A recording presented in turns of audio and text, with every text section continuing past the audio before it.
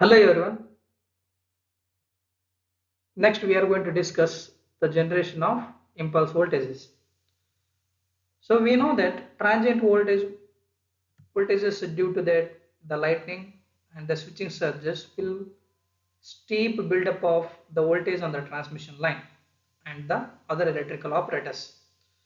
So experimentally it is shown that these waves have a rise time of 0.5 to 10 microsecond and a decay time of 50% of the peak value of the order 3200 microsecond.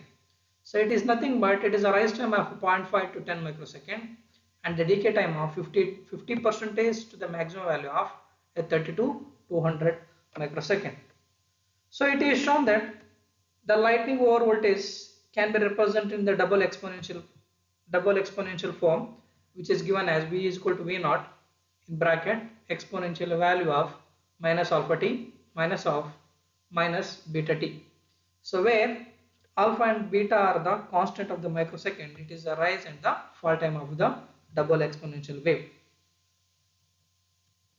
The impulse waves are specified by defining their rise, or we can say it is the front time, and fall time of 50% of the peak value. Thus, the 1.5 bar 50 microsecond of 1000 kV wave represented in impulse wave with a front time of 1.2 bar 50 microsecond means the rise and the fall time of 50% of 50 a microsecond of the peak value. So you can see to that this is the example of an impulse wave and its definitions. So you can see to that it is very difficult to get the rise time across during the initial values. So sometimes we may get or may not get. It is very difficult to refine. It is very difficult to define it.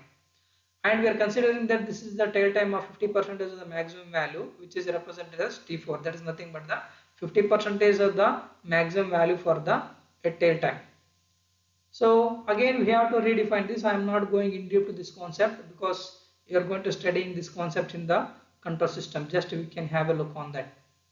Then for impulse wave of 1.2 bar 50 microsecond, alpha value which is considered as minus 0.0146 and beta value of minus 2.467 and V naught value will become a 1.04, where the time, that's nothing but the t is expressed in microsecond and alpha and beta are the front and the tail times for the waves respectively.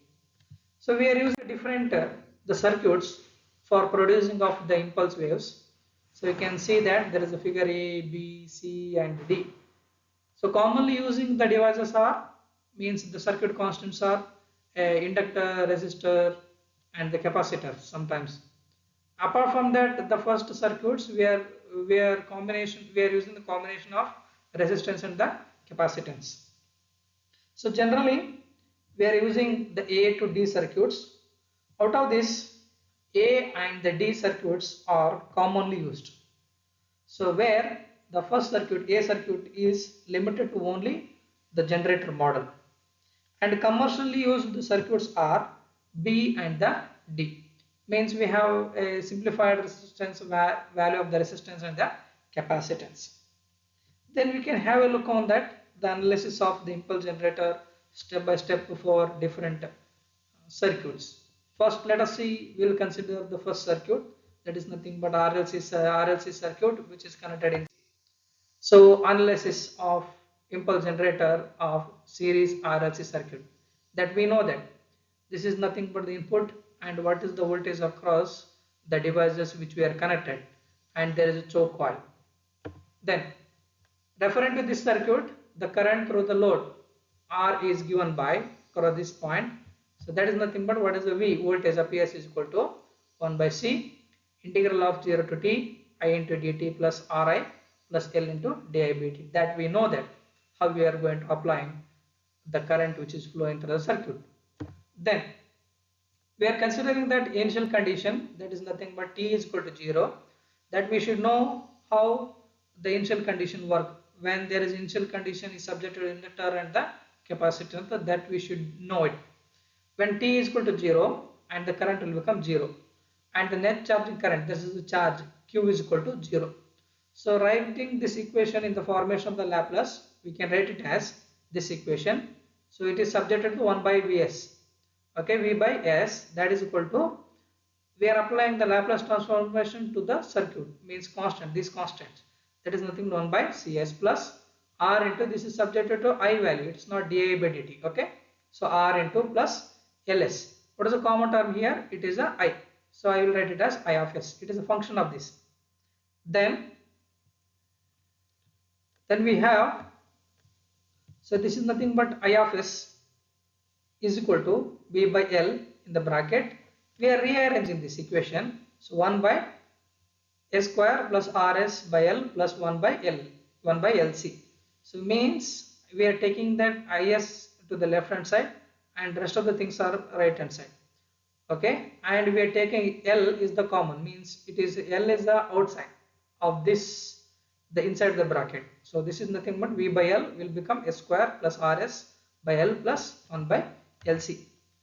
Then the voltage across the R, which is the output, means what is the current which is flowing. Let's see, this is nothing but the current which is flowing through the circuit. So there is nothing but I value. We can consider it is output value is equal to current into the resistance, means the impedance of the circuit.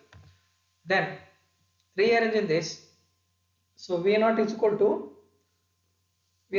what is that? V into R by L into 1 by S square plus Rs by L plus 1 by LC. That is nothing but, we know what is the current. So this is nothing but I of S value. So this is nothing but the output voltage across the resistor R value. For overdamped conditions, there is nothing but R by 2L is greater than or equal to 1 by root LC. This is the whole root LC.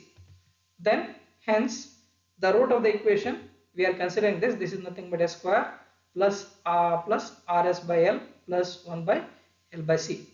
So this is nothing but, we have two equations, that is nothing alpha and the beta, which are considered.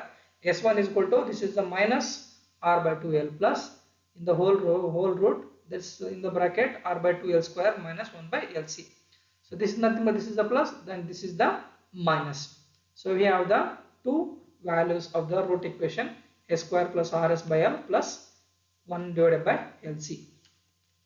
Then the solution of the equation, which can be defined as, so this is nothing but V into R by 2L. So rearranging this, R square by 4L square minus 1 by LC. So where we get this, because it is a double exponential values, which can be written as, directly we are writing that exponential value of minus alpha t minus exponential value of minus beta t, that we know that. So this is nothing but, it is equals the circuit.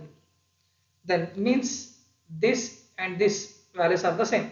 So where V0 is equal to, this is what we can write it, where V0 is equal to V into R by 2L divided by R by 2L whole square, that is nothing but R square by 4L square minus 1 by LC. There is nothing but, it is whole root, that is we can write it as half. That is equal to, by means we can remove this R by 2L, multiplying both denominator and the numerator, we will get minus 1 by 4L divided by C into R square to the power of half. So this is nothing but, we will get, so what is the sum of the root and product of the root? That we know that alpha plus beta is equal to minus R by 2L, and product of the root will become beta into alpha, that is equal to 1 divided by LC. So similarly, we can apply it for the circuit B, circuit C and the D. We are not going into the concept. Next we are discussing wave shape control.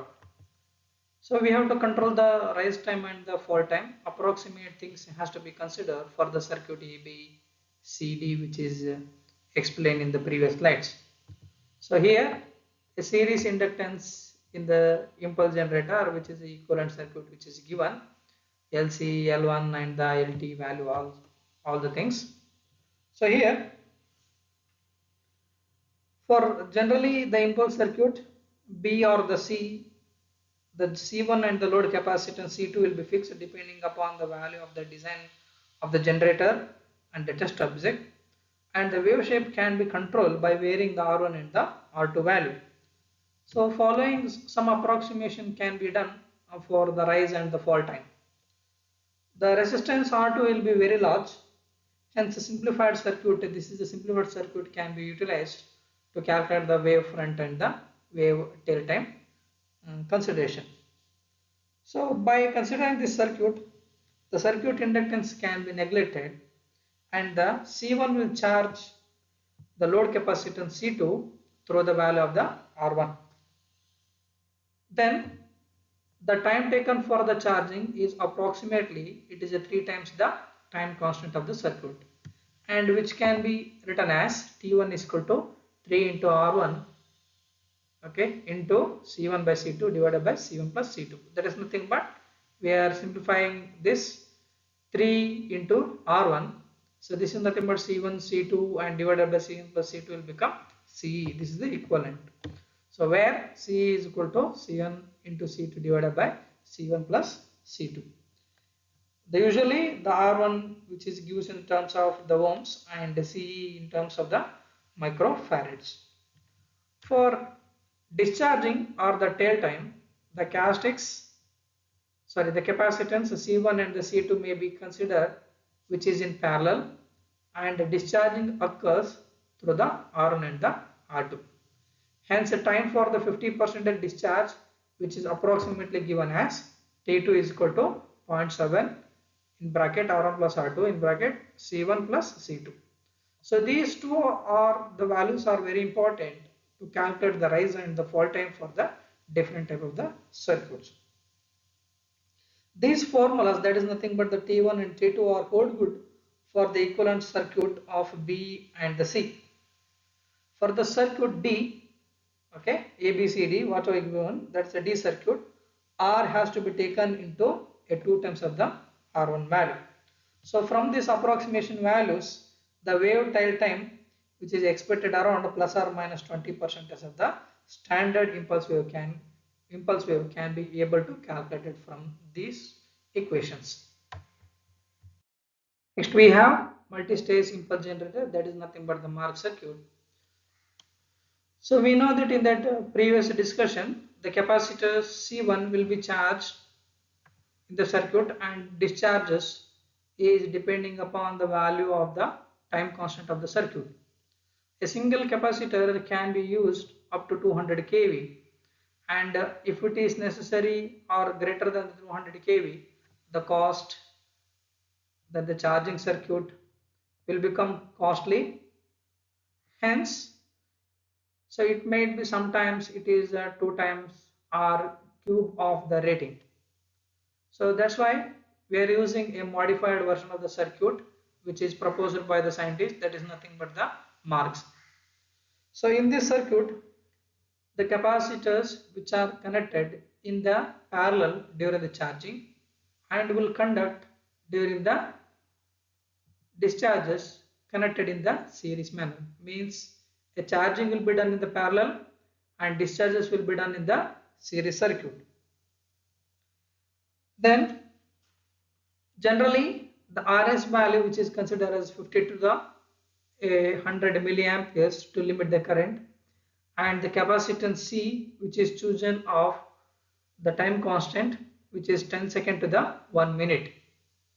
And we have that G is nothing but the standard spheres, so which are kept between these 2 points, means RS and the RS value, means between the 2 capacitors. You should make sure that the breakdown of the voltage across the G, which is greater than the charging voltage. If not, there is a possibility of the conduction may takes places. And all the capacitors, this is nothing but the capacitor which are connected in parallel, will charge to a 1 minute. When the impulse voltage it is to be discharges, then this G value, that is nothing but standard spheres, will conduct at a particular time simultaneously. There is some additional arrangement which is made to make that there is a conduction will takes places at a particular value. And the time constant value C into R1 divided by N, that is nothing but the N is nothing but number of stages, will be very small, means that is nothing but the discharging time will be of around 10 seconds to the it is it is in terms of the microsecond, compared to that the charging time of the 1 minute. Hence, no discharges will be takes places to the resistance Rs. So it is very difficult to get that a single value of the resistance R1, so on the R2 value. So what we are doing is we are dividing the R1 and R2 into the number of the parts. So this is the simplified one which we are using. R1 is divided into the n parts, and which is equal to that R1 by n, and which is put in series with the cap G. And also R2 is also divided into R2 by n, which is arranged across the each capacitor unit after the G value, which you can see here in the circuit diagram. What is the additional advantages from this method is, by distributing the value of the R1 and the R2 value, so this is the R1 and the R2 value, which is inside the unit, that the control resistors will be in smaller size and the efficiency will be very high. So impulse generator, it is the rating mainly depending upon the number of stages and the gross energy which is stored, which is given as half into C1 into V square, where C1 is equal to C divided by N. So where N is nothing but the depending upon the number of the stages.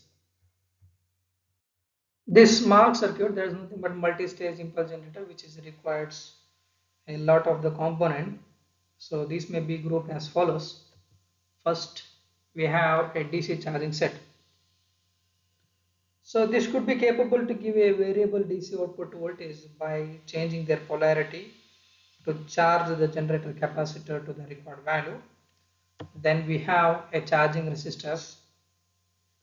It is the rating of around 10 to 100 kilo ohms generally, and these resistors have designed to have maximum value of a 50 to 100 kV. We are designing such a manner. Then we have generator capacitors and the spark gaps. These capacitors are designed for several charging and the discharging operations. On dead short circuit of the capacitors, it should be capable to give 10 kiloamperes of the current. And generally spare gaps which are used for the spark gaps, and these are the diameter of 10 to 25 centimeters. Sometimes spherical ended cylindricals with the central support may be used. Then we have a wave shaping resistors and the capacitors. So this is nothing but this is same as the previous one for the charging resistor that we've discussed. So R value, it could be able to give around 1000 amperes of the current, and designed for the voltage of 50 to 100 kV. And the capacitors generally which is of compressed gas or oil filled, with the capacitance ranges from 1 to 10 nanofarad. Then we have a triggering system. So this is nothing but it consists of triggering spark gaps to cause the breakdown of the gaps. So that we are going to discuss in the upcoming topics. Then we have voltage dividers. So it is consisting of damped capacitors or resistor type and an oscillator with the recording arrangement. So this is containing of these devices, then the recording arrangement which is working at the low voltage, means low potential dividing circuits. Then we have a gas insulated impulse generator. So generally this will be rated of 4 megavolt or above, will be very tall and requires a large space. So they will be located in the open space and are housed in the insulated enclosure. The height of 4.8 megavolt unit will be of around 30 meter in height. To make this unit which is in a compact, a compressed gas such as N2 or SF6 may be used as the installation. Nowadays we have the different type for the this kind of gas insulated impulse generator as well. So it is very difficult to isolate between one part of the circuit to the another part of the circuit.